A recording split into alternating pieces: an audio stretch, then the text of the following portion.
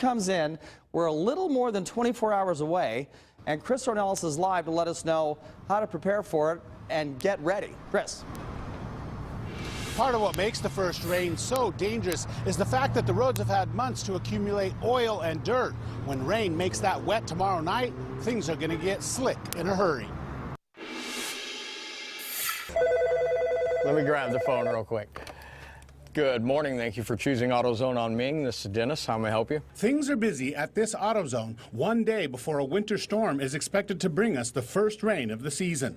Dennis Harris says right now windshield wipers are flying off the shelves. I'm going to have to get all my stock in the back of the store, and I'll bring out a large stock of overstock and be prepared for wiper blades. Harris says our hot summers make wiper blades crack, so the first time the driver turns them on, they make streaks. Our windshield wiper blades are no good at all, so I couldn't see anything. I got scared. I pulled over to the side of the road and I waited until the rain kind of died down. Charles Tillman is buying new wipers. I actually came into the store today to pick up some wiper blades for the car because of the upcoming storm. So is Jamie Phillips. I'm always trying to be prepared.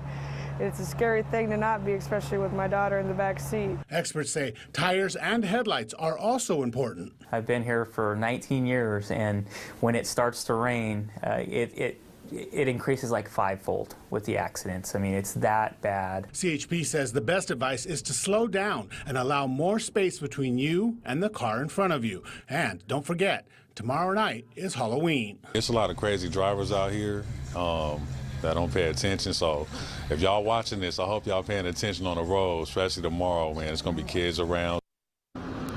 And experts say as the storm approaches, preparation is key. They recommend making sure you have enough tread on the outside and enough air on the inside of your tires. They say that can make a big difference when you're trying to stop fast on rain-slicked roads.